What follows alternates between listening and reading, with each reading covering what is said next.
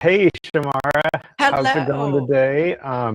We'll give the kind of like introductions. CTC Global Solutions and a couple other businesses. You are all over the place, but you have a lot of experience in GovCon, Yeah. in AI, in marketing. So we have a lot of overlap, which is always really interesting. I was really happy to meet you and talk to you and all that. But just kicking things off, in one sentence, just give us what you do for a business that wants to win government contracts. Maybe we could give you a couple sentences. Thank you, Josh. I appreciate that. Awesome. Thank you so much for having me on this time to interview. And I feel the same way. Like when I speak to so many different people, but after we had got off the phone, I was like, there's a lot of commonality here. Like I like him, like this is going to be a good partnership. So thank you for having me on. It's been pretty cool knowing you for the brief session that I've known you. So what do we do? So CTC Global and BidBridge are basically combined. So think of it as for a new government contractor or someone getting to GovCon, think of it as we are the GPS, right? We give organization, direction, and strategy.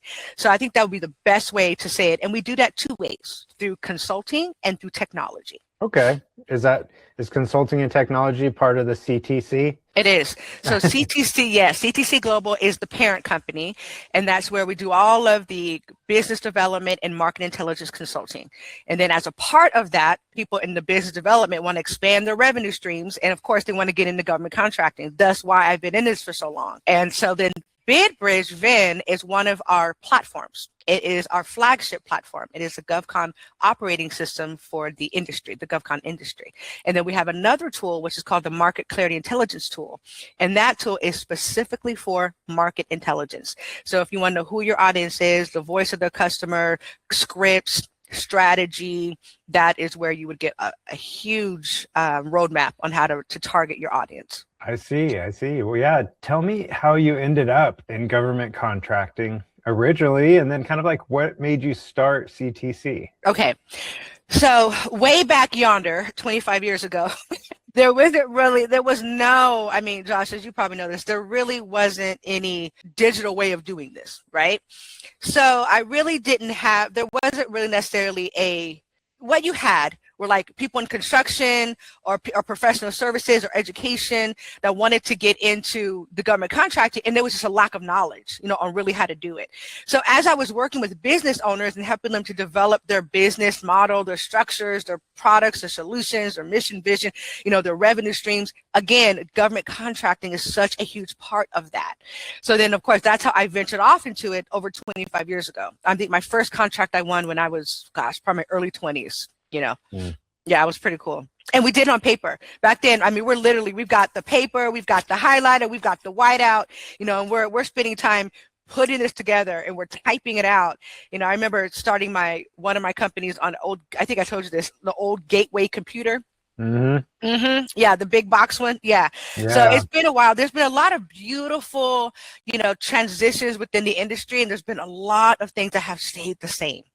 No, I remember in the beginning when I started, GSA offers went in, and it was mandatory. They had to be in a 3-inch binder, and they had to be in duplicate. So 2 3-inch binders. So in my office was a big stack of binders, because I was always filling them with documents, and big boxes, because 2 3-inch binders, you're not just going to be able to fit that into some little box. Yep. So yeah, things have changed a lot. The war stories. Between, you've been doing this so long, what do new contractors kind of like, just what do they misunderstand about selling to the government, and has that changed over the years, or is it always been the same?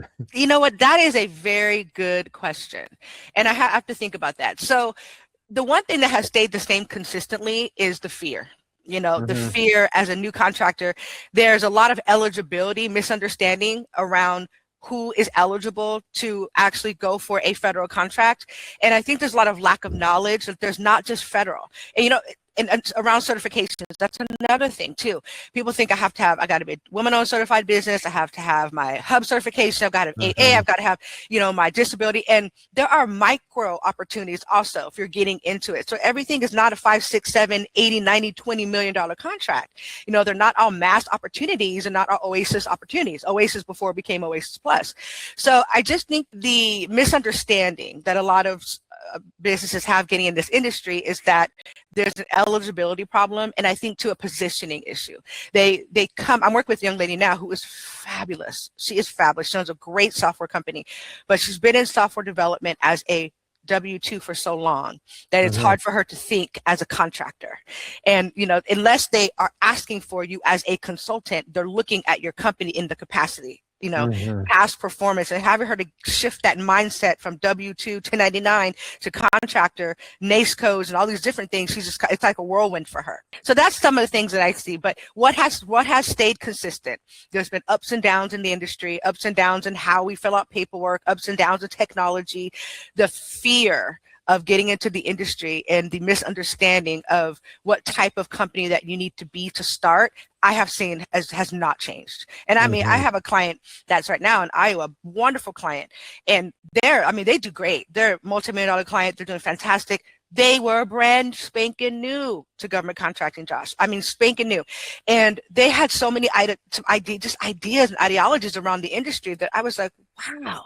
It was just a wonderful for me that could put that consultant hat on, take off that IT hat for a second and put that consultant hat on and just like coach them into understanding that you are so well positioned for this, but the fear of the not knowing, the fear of the anticipation of what is to come, or just feeling like that imposter syndrome of feeling like, I don't know if I can do it. I mean, I feel like I can, but I can't. It's just several different innate human emotions that come with it. Yeah.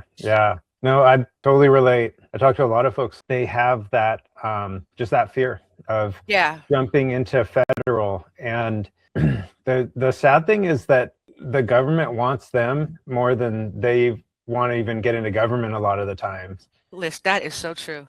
I was looking at statistics. This is last year statistics. No, 2024. There's 33.1 as of 2024. The last day I looked at GSA statistics. 33.1 million small businesses in this country, and only 8% of them were actually actively in government contracting. That is insane. Josh, that is a 92% market that has experienced it. Of the 92%, there's like 50% that have been in government contracting but walked away from it because they're like, there's too much red tape. The incumbents always get the contracts. That's another thing too. People tend to think that the incumbents, it's unfair. It's an unfair playing ground. Yeah. And that's not necessarily true. A lot of the times, another reason why we built BidBridge is the proposals, there's not enough differentiation and not enough work into the approach, and not enough brand development where the incumbent has an adequate, sufficient competitor, so the agency ends up going with the incumbent because they trust them and they're doing a great job, and the proposal that they received just didn't make it. They weren't in that 1% of competitiveness, as I call it. So another thing too, Josh, I see kind of going back to that question is another misconception is that there's only federal. There's federal, there's state, there's education, there's private, there's nonprofit. There's so many other organizations and agencies and non-government agencies that put out RFPs as well. So thinking that it has to always be federal and thinking that SAM is the only place to look, to look for RFPs is also. Yeah. What are some of the other places that you found other than SAM? That's actually really good. So I love BidNet Direct. I think they're fantastic. Instant Markets is good. They're good. Sweet Spot is great. I love them as well. The subscription is a little high, but BidNet Direct is where I love to use it. I tell all my clients to use it. And also within BidBridge, we're directly connected with SAM. And there were also, we have API connections to where we also are able to get some opportunities in as well, not on the paid sites, but on the sites that are not paid. But they're not behind the paywall. But so also I love ChatGPT and I love using our Bid Genius, where you can literally go in there and say, hey, find me 10 to 15 RFPs that are due within the next 90 days that are in this industry. I do not want them behind a paywall, and I want the direct link, and then you can get those. And I just ran up 15 for a client this morning, that she can go through and take a look at. So, I mean, companies have made a lot of money on just that part of the government process, which is the sourcing part. There's so many places that just focus on sourcing. RFP, Gov, like I said, Sweet Spot, Instamarkets. Not GovTribe. There's another one. There's so many. I have like a list of like 50 aggregators out there, that you can look at. But BidNet Direct, the free version, is dynamic. And of course, your state portals. Those are important too. Yeah. No, I love that. I love the ChatGPT. Not a lot of people think to just go to ChatGPT, give it the parameters, and see what it returns. And it's really smart, really good at just navigating the internet and finding what you're actually looking for. So that's a really good one. Now let's go back to your customer that's really well established commercially, but has $0 in federal revenue. What are the first 3 moves there? And let's go with that. I may throw at you a brand new company, maybe just a couple projects, not super established too. Yeah, so I have actually dealt with that issue before, but not with the established. Well, yeah, actually both. The company I'm working with actually in Iowa. So they have certifications that didn't even know they had to have certifications to even go into federal, because they hadn't even approached GovCon before. So their company we actually were able to bypass some of the federal needs because of just how well established they are. But a non-established company, I would say the first thing that I would do is I would subcontract. I would partner with an organization that is able to give me that vertical, stretch that I need, I could pack on some of that past performance vertically, and I could expand horizontally. So that's the first thing I would do. Second thing I would do is I would go capture strategy strategy so hard, Josh. Like I would fill out every pre-solicitation that I come across. I would look for it. Every request for information, I would go for it, because I would want to be in their face. I would be scheduling virtual coffees. I would be attending pre-bid meetings, and I would just, while I'm building my portfolio as a sub, I would definitely be, capture. So when I'm ready and I've got some, $900,000, $1 million or whatever, $500,000 in federal dollars, I have already got some great connects and capture. And then if I don't have certifications, I would go ahead and start looking at some certs. I think that would help too. So because if you're a subprime, you're not leaning on your own certifications unless they require it. You're leaning on that prime certs. So I would definitely look for my woman-owned small business, minority-owned small business. I would start looking for my own. Yeah. Yeah, so many companies are just too timid. They think that there are, when you're dealing with the government, you have to just kind of like be really straight-laced and, follow by the book, but they don't know what book to follow really. And really, you just hustle. Yeah. Hustling works. Hustle, I'm telling you. I have a post-award call with all of my customers, direct. I'm on that call. And, we, of course, go through a debrief of the GSA contract, but I try to make it a coaching session and tell them, like, you need to break the seals. Yes. The first seal is get your first GSA proposal out there. Yes. Let's do the first one. Yes. Once you do the first one, the next one is 50% easier, and the third one is 50% easier than that. Then the next seal is winning your first GSA. Doesn't matter the amount, just win and break that seal. And then you start to go after the dollar value seal. Yes. Get one that's over $250,000, 1 million, and go for that. But just focus on the seals and do everything you can to get through them. Yes. But you had said something back about the horizontal and the vertical. Yes. Do you remember that? I do. Can you explain that just a little bit more? Absolutely. So I use that analogy or that example in several different ways. Like in business development, when I'm teaching, I'm saying, okay, horizontally, you need to expand your audience or expand your solutions and services. Vertically, you need to go higher in pricing and deeper in comprehension. All right. So like deeper in comprehensiveness. So like in government contracting, I use a little bit differently. So I say horizontally, if I'm a brand new contractor and I'm subbing, that sub, as a sub working with the prime, and that is going to add on to the horizontal solutions and increase me, horizontally. Now, from a vertical perspective, I am now going to add value. I've only worked on $200,000 proposals before. Working with this prime, I'm 500,000 of their 3 million. So now I can say my past performance is now 500,000. I have now also deepened my capacity, and because I've now expanded. So that's and I'll get into a little bit more, the more horizontal and vertical, especially when it comes to dealing with past performance as we move on. But yeah, that's something that's super important with the clients is experiencing. This is not just a short term, this is long term. And every strategic move that you make now, is going to set you up for success later. Because, I look at it where just because right now, I was telling a client, I was having a conversation with her this morning. I feel like, Josh, I might need to use your philosophy and have one coaching call instead of like every day be on the phone, like 4 or 5 different coaching calls. I might just do one a week. But I was having a coaching call with my clients this morning, and I was telling her, we have to do one thing at a time. You can do it all. Everything that you want to do, we're going to do, but we're going to do one thing at a time. That makes sense, right? Like, I'm not saying our capacity, but for your learning right now, one thing at a time. So like you said, break that first seal, get it, win it, break it, go the next seal. Okay. Win it, break it, go the next seal. So when you're new, especially when you're an entrepreneur, you breathe it, you live it, you think it, you sleep it. So I believe sometimes our zeal can get in front of our actual capacity to perform.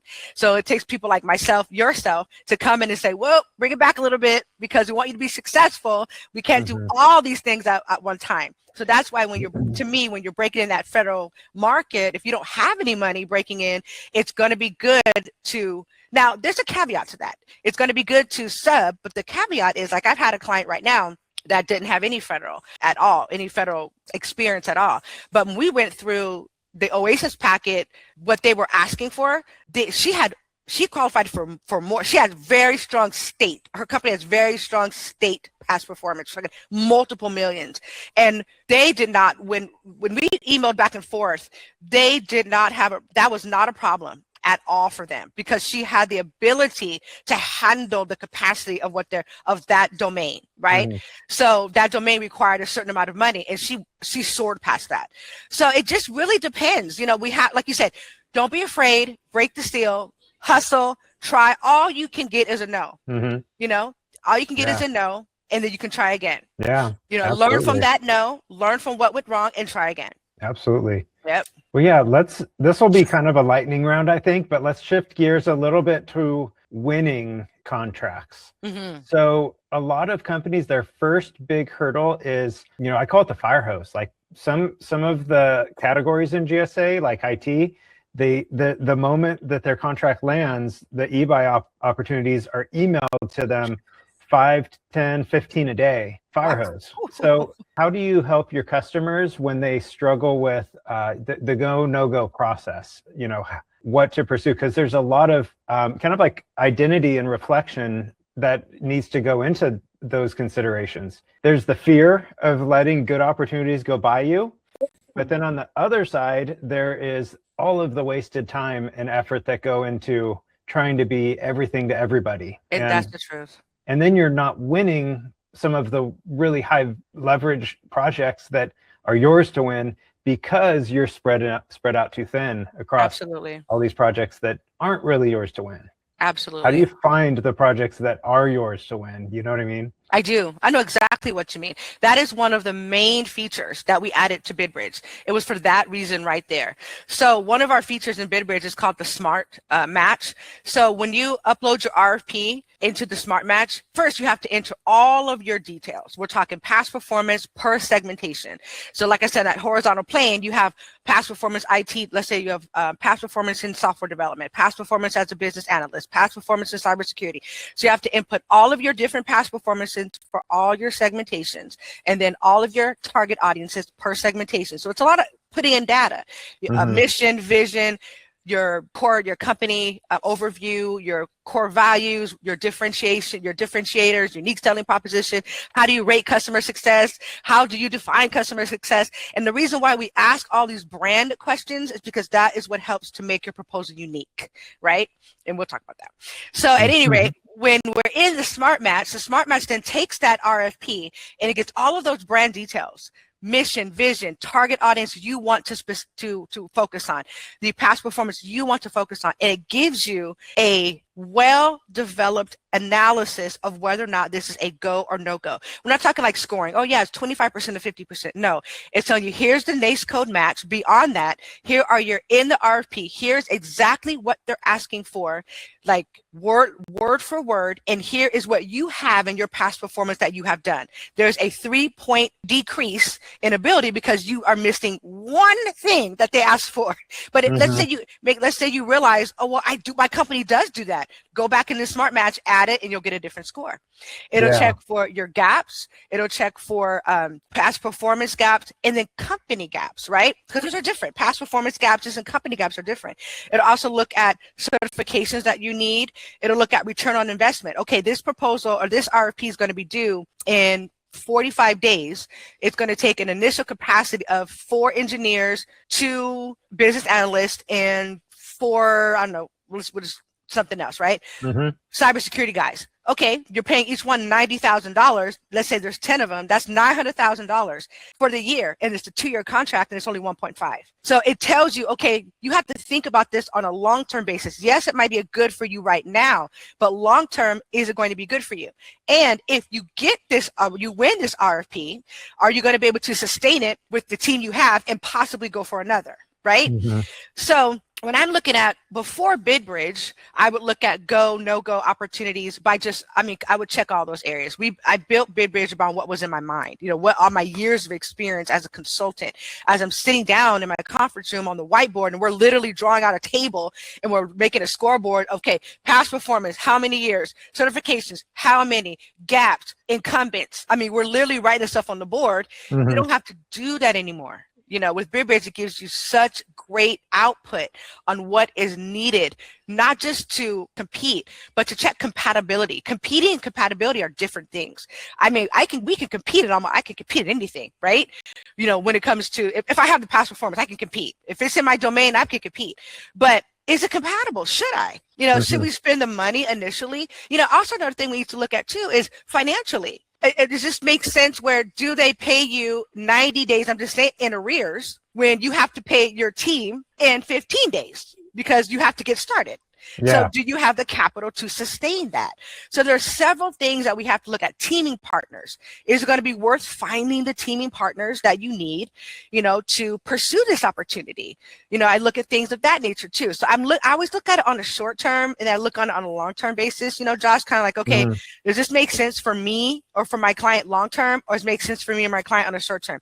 Hey, if you're just trying to get your foot through the door and you want to win that first RFP to say you won your first RFP and you've got that experience, I'm with you. I'll help you. But, if you want to kind of gauge a little bit more whether or not this is going to be pristine, this is something that my company not just can do, we should do, then we work with you on that too. And that's where BidBridge comes in. BidBridge helps you determine if it's not just good, this is advantageous for both parties. Yeah. I loved in the demo that you gave just how it did kind of just scan so many details, and at the same time, having the ability to say, well, a couple of these we got wrong. I'm going to go in and reconfigure my profile, and then come back and see what the score is. Absolutely, yes. Yeah, yep, absolutely, yes. So the picture gets clearer over time. It does. By using it, which is always a great feature. Yes. Yeah. And it saves. It's the more you use it on your account, the smarter it gets based on your capabilities and your abilities, your company abilities. Because you think about that, Josh, like let's say I'm entering 10 a week or 10 a day, 10 RFPs a day to check for compatibility, and I find, oh wait, I can't do that. So I go back and add it. Okay, the next 5 later, oh, we do that. I add it again. It's just getting smarter and smarter and smarter. So that's a great point. Yeah. And it's a great use of AI too. I agree. We'll talk about proposal writing in a minute because you offered. I'm going to take you up on that. But AI is so good at scanning a 60, 80 page RFP, RFI, and just surfacing the important variables that you give it. And I've heard several stories of customers telling me, oh, Josh, I thought I had this bid locked up. It's in our backyard. It's what we do. We're the only one in the neighborhood that could do it. But it turns out it was an 8A set aside. And, he must have been, wearing off on his coffee, and it slipped by him, and all of that effort went to nothing. It was right into the trash, a beautiful bid. So, oh, that's painful. Yeah. That's painful. BidBridge is great in that it can stop that. You can't really put a dollar value on that. It's just the frustration that goes into those kinds of losses. Yes, I agree with you wholeheartedly. Now let's talk about just writing winning proposals. So what separates a winning proposal from one that has kind of maybe quietly lost some points here and there throughout the review? Yeah, so what I have noticed, Josh, is especially being in business development, we're very detail oriented, and in GovCon, you have to be, it's detail oriented, it's compliance oriented. So what I have found is that a lot of companies are focusing on being compliant with the requirements of them, but not necessarily understanding the why. That is so important of any proposal, any RFP we're looking at. Okay, so what I have found that we were talking about, rememberable, is the why, right? So let me think of an example. One of our clients, IT company. So when we're building now, we also in BidBridge, it's not just the smart match. I mean, we've got the agency intel, we got the agency patterns, we've got the proposal studio. But when you're developing a proposal, yes, we want to meet the requirements. Yes, we want to be compliant. But if an IT company is saying we need risk management and we need cybersecurity, why are they actually asking for that? Because they're really saying we cannot afford to lose data. We cannot afford to be exposed. So you want to hit that pain point over and over again in your solution. So not just, yes, we provide cybersecurity or cybersecurity analysts or cybersecurity developers or IT specialists. We help keep your data secure with these measurements, with this protocol, with this line of security, these products. So you got to think, Josh, these evaluators are getting 20, 30, 40, sometimes 50, 60 proposals in, if not more. And we have to get past the compliancy part first. That is the easiest part to get past, because everybody should be compliant. You shouldn't even send it in if you're not compliant. I mean, that's a waste of time. It's going out the window. I'm talking about compliancy all the way down to the font size. I'm talking about compliancy all the way down to the amount of, they say they only want 35 pages, you send 37, or they say I want 35 pages, cover letter separate, table of contents included in those 35. And you send 35 plus table of contents plus the cover letter. It's going off the door that fast. 5 days worth of proposal work on BidBridge, and they're throwing it in the trash can because you didn't follow simple directions. But you have to think from their perspective, right? If they can't follow these simple directions, how much more will they miss on a contract? And once they sign the contract, they can't go back. I mean, of course they can in those disclaimers and clauses, right? But we hope that they won't. So when I'm working with a client on helping their proposals to be, not to get lost in the pile, it's two things I look for. Number one, answering the why, the storytelling of how we can, and it's beautifully woven into the response. Every response should beautifully weave in the why, answering their why, right? I always make sure that my clients feed back their own words. Who can say no to what they have asked for, right? Would you like a home near the water? Yes, great, this home near the water. You want 4 bedrooms? Yes, here's 4 bedrooms. Would you like an area, a kid's playground across the street? Yes. Would you like close to a elementary school? Yes. You've got 4 yeses. And if you ask for the close and they say no, well, what did I miss? So it's kind of the same thing in the government. It's the same thing in government contracting. I'm giving them back, what they're asking for on their past performance and what they're asking for us to be compliant. Now, everyone should do that. Of course they don't. Let's say 150 of the 100 did that. Now there's 50 of us left. What makes us stand out? The why. Weaving in the why. Okay, let's say 25 of us moved in the why and 25 of us did not. Great. What is going to make us unforgettable? Now it's our approach, differentiating yourself from the rest, a proprietary system that belongs to just you. I don't care if it's technology. I don't care if it's a solution or a service or a program. It is proprietary and just you offer it, setting yourself apart. Once you do that, okay, let's say there are now 10 of us left. We're in that top 1% now of all these people that are put in there, the top 10%. I want to get to that 1%. What is going to make me different? I have to look then at the evaluator. Okay, what are they heavy on? They were heavy on price. Are they heavy on value? Are they heavy on approach? Are they heavy on price? Are they heavy on team? Are they heavy on price? If they're heavy on team, I'm heavy on team. If they're heavy on price, we're heavy on price. So once I get past that, I'm getting close to that 1%. And then what will move me past that 1% into that land of winning, a land of strongly competing, is the look. That's what the branding comes in. It has to be aesthetically appealing, right? I mean, we take, well, some federal is a little different, but we're talking about state, local, education, private, nonprofit. You know, I take pictures from their web on their Facebook, that's public. I take pictures, I take their logo, I take their color schemes. I find out what hex the numbers they're using, and I'm using those colors. I'm taking quotes from their website. I'm taking real pictures of their people, you know, and I'm really showing that we have taken our time to understand you, understand your why, understand who you are, what you want. This is how our solutions directly marry your need and answer that need that you have. This is what makes us different. This is how we stand out proprietarily, not just we're better, but what actual system is better, what actual approach is better. And then of course I try to dazzle them at the end with all the brand stuff. That's great. That's great. And like going to their website and Facebook and all that, that's one of the things that that I think is, those are those next level things. Like you had talked, I loved the way the presentation there, where you started with 100 and you said, you do this basic stuff and you get to 50.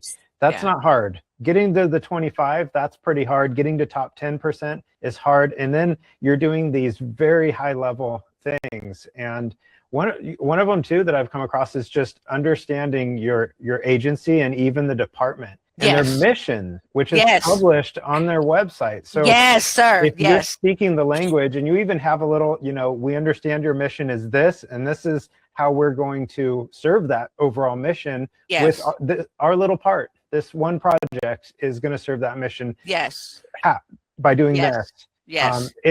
There's just that psychological connector, because right in their office is like probably a poster with the mission on it. Absolutely. And they see it every day, whether they see it, how far deep the processing goes, they see it and it's there in their mind. So absolutely. They're familiar with it, and you're speaking their language. And just those little things, next level. Yes. I just want to interject something. You said, oh my gosh, I got super excited about it because this is a feature that we just added to BidBridge, and it's called the agency intel. Two of agency pattern, agency intel. So with the agency intel, you upload the RFP, you type in the company name and the website, and then it gives you mission, vision, pain points that they can extract from that, our tool extracted from the RFP, their company overview, the type of clients that they serve, the type of RFPs that they put out in the past. So you have a really good understanding holistically of who they are, you know, their target audience, any type of press releases that have been out about them. It's your agency intel. Wow. Then you can go back in and you can say, okay, now if it's federal, you can probably get your hands on this a little bit easier. But if it's not federal, you kind of got to dig some digging, right? But as like someone like yourself, myself, we work with clients. So we have the ability to have a history of, okay, like this company, agency ABC, I have 4 clients that have put proposals in, and each proposal has won this particular company, right? So I can add that new RFP that they have out, put it into BidBridge, and then I can upload for that company all the proposals that have won with that company. And then it will give me an understanding patterns that company usually tends to do. Like they lean toward this type of company. They lean toward companies that have this type of experience. The last 4 to 5 proposals, all of them have had this in common. So when I'm helping my new client with this particular opportunity, I can have that data that helps me to help them even more effectively. So yeah, that is so important what you just said. That's actually a new feature that we just added to BidBridge a couple weeks ago. That's awesome. I love that. Where do you get new feature ideas? Do they come to you? Is it users, user ideas? Anywhere in So, between? but all three. Mhm. All three, yeah. So I constantly am thinking, that's probably a blessing and a curse at the same time. I'm constantly developing in my mind what I want. As I'm working with clients, I see different needs in different ways. And if it's something that makes sense, now we get ideas all the time, but it has to make sense to a greater purpose. So if I'm talking to a client and they're struggling with something, and I know BidBridge doesn't necessarily have that capacity yet, my engineers and I will sit down, map it out, and we'll build it.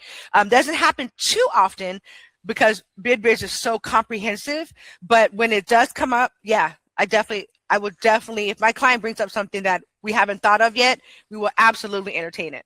But like I said, BidBridge is really comprehensive. So 25 years of me doing this, I looked at this. If you're like picking up a ball, you're just kind of going around it over and over again. That's what I feel like I've done with this industry. I don't know everything. I'm learning every single day, but the things that I do know from a human perspective and from what I need to have to win, I need to have to compete, information, data, insight, I need to know to win. BidBridge gives them that. Like I said, it's the GPS. You type in that direction of where you want to go. You give it its coordinates. It's going to give you a strategy on how to get there. Yeah. Well, I wanted to ask you this as well, just Yes. because you've navigated GovCon for so long, where do you see it going in the next few years? You could say 2 years, 5 years, in the next kind of small period, where are things headed? So I believe there's a twofold answer to that. So I believe from one perspective, from an agency industry perspective, I believe that it's going to get a little bit more regulated, especially with the onslaught of AI. I think AI is wonderful. It has changed all of our lives, but it also is creating an issue of repetitiveness and lack of the human aspect, and also it's creating a lack of creativity. AI is only as good as you tell it to be. So if you are putting in a proposal and you work with 5 clients, you all work with the same proposal, you're going to get the same kind of thing, unless you give it a different type of prompt to give it a different type of prose, a different type of narrative. And I believe that is going to be something that's going to be beginning to be regulated, is what I see on the agency side, the industry side. From the other side of that, which would be the clinician side, I believe that it's going to get better. I mean, AI has made it faster, smarter, easier, but it has definitely taken out the human aspect of it. It's definitely taken out the creative aspect of it, the customization part of it. That's the human part. That's why I think BidBridge is such a game changer. It's because it keeps that part in it. It allows you to use AI as a paintbrush, versus using it as the art that you're creating. It's the paintbrush that helps you to create the art. So yeah. All right. That was a great answer. I totally agree.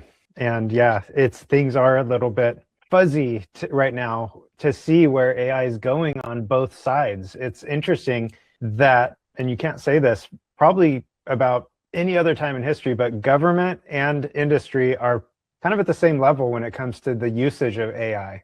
Mm-hmm. Usually government's 20 years behind any least. form of technology, or worse. Yeah. And they still are in many, many ways. They still are. With AI, they're using it. They're using it quite a bit in acquisition. So after 25 years, I'm just going to kind of go general business question now. Oh, right. You've been in business for a long time. What's the one lesson that you give every founder, or would give, if they're sitting there asking for it and willing to listen? The lesson I would give them is it's a timing thing. To make sure that you get as many seeds in the ground as you can. 2 things. Get as many seeds in the ground as you can, because everything about this industry is timing. And make sure that you get as many as you can in the ground and understand the season you're in. Because if you're trying to operate in winter as if it's summer, that's going to be a problem. If you're operating in summer as if it's winter, that's a problem. And what I mean by that is, if this is a time where it's a slow quarter, GovCon is sporadic, and sometimes you have to look at the season and the timing of things. We got our first investment from a venture capitalist here in Indiana for CTC Global. You know, I went through 300 people. I mean, over 300 that told me no. Absolutely not. No. GovCon, we tried it before. No, and no again. And one company, after a year of talking to them, finally said, yeah, okay. And we got the money and moved on. It's a great partnership, but that was a long, hard time, a very difficult, long, hard, painful. Should we continue doing this? Did I just have too much pizza last night and I'm just thinking of things? I don't know if this is really, should we be doing? I mean, did we really solve a problem? Is this really, did I make this up? Did my 25 years of experience, did it beguile me? I mean, what is happening right now? And it was a matter of timing. So we had so many seeds in the ground. Social media, Josh, we were just plugging away social media. We're just plugging away and plugging away. And I look at the timing now, the things, if I had have gotten what we got now, if I had have received what we have now back then, I wouldn't have been able to grow the company. I wouldn't have been able to understand the messaging, understand our ideal customer, understand even deeper into their pain points. And some of the features wouldn't have been developed because I would have gotten, I probably would have stopped there, and I probably we'd had the money, and what we would have done is just grew what we had further. But that timing, that lapse of me getting what I was hoping for pushed me to do more, to ask more, to put more seeds in the ground. So when we got the investment, we had a totally different bid bridge than we had when we first started. So that's what I would say is untrust the timing of the thing. It's going to be painful. It's going to be tough. Unless you have a lot of money going in, God bless you. That's wonderful, but it'll still be painful, still be tough, because now you have to watch every decision that you're making, who you're bringing into your camp. So put plenty of seeds in the ground and understand the season that you're in. If it's a season of drought, accept it, keep plugging away. Season of summer, don't get comfortable because fall and winter is coming, right? That's what I would say.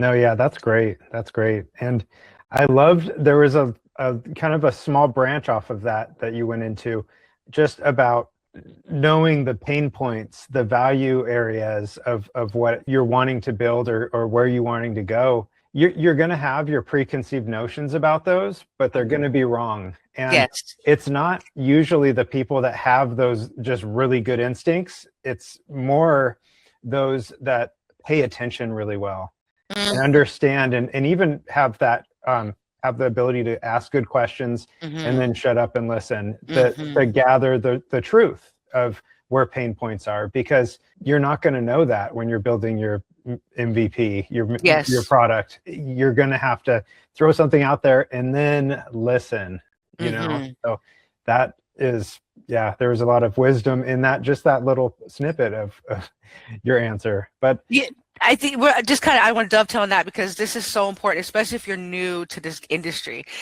Pain is felt. You know what I mean? Pain is felt. Pain, even if something that's said to you, it hurts your heart. Pain is felt. So until there's certain things you're going to have to feel as an entrepreneur to get it. You're going to have to feel what it's like to wake up at 2:00 in the morning and sacrifice a birthday or sacrifice sleep to build this. You're going to have to feel what it's like to hear 300 plus no's on something that you sacrificed everything for. You're going to have to feel what it's like to continue to give the person that's investing in you what they're asking for. They're still saying, nope, not enough. No, not enough, not enough, not enough, not enough. You got to feel those things. There's something about that pain that's an indicator, either for change, to continue pressing forward, to reverse course. There's something about that pain that teaches you. Like you said, it's wisdom in that. Pain is absolutely necessary for strength. Mental, physical, spiritual. It's necessary. Yes. No pain, no gain. That's right. Shamara, thanks so much for talking to me. Oh, you're welcome. How can people that are watching, how can they find you? And they should find you, just so if you're watching, you should find Shamara. But if they want to know more about CTC Global Solutions and your services there, or BidBridge, which is a fantastic platform, and I would recommend that everybody at least go through a demo and learn what it does, because it's amazing. It's like nothing I've seen before. How do they get in touch with you? Sure. So CTC Global is the consultancy side of what we do. So that's when you'll work with myself or some of the other wonderful, wonderful people we have on the team from a consultancy standpoint. Like we're doing the Oasis Plus or like doing the statewide IDIQs, things of that nature. You have a contract or RFP you're working on, and you don't necessarily want BidBridge, you want more of a consultant behind it, that's fine. So you would go to www.ctcglobalsolutions.com. And then if you want to look at BidBridge and you want to take a look and just get a demo, or you want to try it for free yourself for 14 days, you can go to bidbridgevin.com and sign up and create an account. You can get in there and start plugging away. So we have what's called a GLP program. And that's when you create your account, and account representative will email you back in 24 hours. They will help you get your past performance in. They'll get your mission, your vision, all your brand details in. They'll teach you how to use the Bid Navigator. It's complex. There's so many different features. It is an operating system for this industry. Sales has Salesforce. Taxes have Intuit. Financial industry has QuickBooks. We got BidBridge, right? So we have our own operating system. So there's a lot to learn, and they will literally work with you for 2 weeks on how to get up and running and working effectively. And then if you want to reach out to me, which I would love to network and communicate, you go to LinkedIn, Shamara Majekodunmi, and that's Majekodunmi, and that's on LinkedIn. Awesome. Thanks again, Shamara. And you are so welcome. All of those links will be down in the description. So if y'all didn't catch them, you were trying to write them down and you got lost, they will be down there for CTC, BidBridge, LinkedIn, all of that. So thanks again. You're welcome. This was great. Thank you. You are so welcome. And I know we'll be doing this again. Absolutely. Okay, sir. You have a great day. You too, Shamara. Okay, thanks. Bye.